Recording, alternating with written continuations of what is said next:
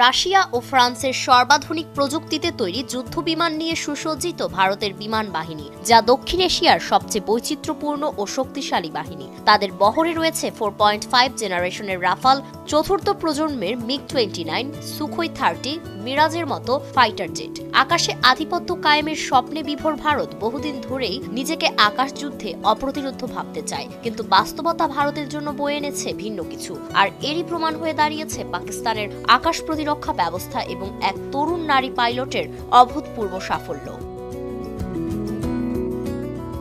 কাশ্মীর সীমান্তে ভারত যখন একের পর এক আকাশ সীমা লঙ্ঘনের চেষ্টা চালাচ্ছিল, সাধারণ ফ্যানের দিন শেষ, পাকিস্তানে বাংলাদেশ, তখন পাকিস্তানের আকাশে উদয় হলো এক সাহসিনী স্কোয়াড্রন লিডারের। নাম তার আয়েশা। তার নিখুঁত লক্ষ্য ভেদে ভূপাতিত হলো ভারতের অন্যতম শক্তিশালী যুদ্ধবিমান। আর এই ঘটনার পর এক ঝটকায় আন্তর্জাতিক গণমাধ্যমে উঠে আসে তার নাম।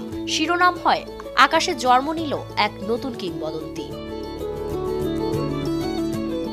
তবে এটি কেবল একটি যুদ্ধবিমান ধ্বংসের ঘটনা নয়, এটি ছিল পাকিস্তানের সামরিক সক্ষমতা ও লিঙ্গ সমতার এক যুগান্তকারী বার্তা।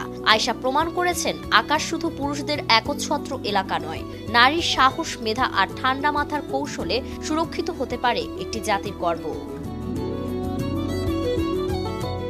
আয়েশার এই অর্জন যেমন সারা পাকিস্তানকে গর্বিত করেছে, তেমনি নাড়া দিয়েছে আন্তর্জাতিক মহলেও। প্রশংসায় পঞ্চমুখ হয়েছে সামরিক বিশ্লেষকরা, আর পাকিস্তানের প্রধানমন্ত্রী থেকে শুরু করে সামরিক বাহিনীর শীর্ষ কর্মকর্তারা ইতোমধ্যেই ঘোষণা করেছেন জাতীয় সম্মাননার। অন্যদিকে ভারতীয় গণমাধ্যমে বইছে হতাশার স্রোত। যুদ্ধবিমানের ভূপাতনের খবর ছাপিয়ে উঠে এসেছে এক নারীর অপরাজেয় বীরত্বগাথা। 2013 সালে পাকিস্তান বিমান বাহিনীর প্রথম নারী যুদ্ধবিমান চালক হিসেবে যে পথ চলা শুরু করেছিলেন আয়েশা, তা মোটেও সহজ ছিল না। ছিপছিপে গড়নের এই তরুণীর বাড়ি পাঞ্জাবের বাহাওয়ালপুরে। বাবা নেই আর অশিক্ষিত মায়েরও শুরুতে আপত্তি ছিল মেয়ের এই পুরুষের পেশা বেছে নেওয়ার সিদ্ধান্তে। কিন্তু আয়েশা থামেননি। স্বপ্নের আকাশ ছুঁতে তিনি যেভাবে সংগ্রাম করেছেন, তা আজ লক্ষ লক্ষ পাকিস্তানি মেয়ের অনুপ্রেরণার নাম।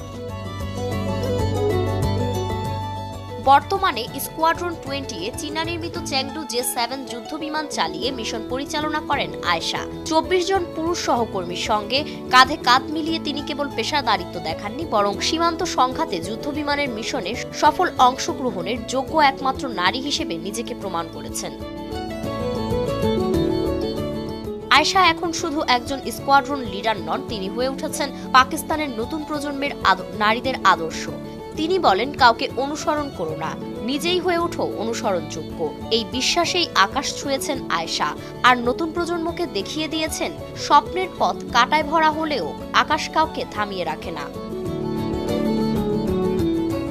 ফারিন রহমান প্রীতি, নয়া দিগন্ত।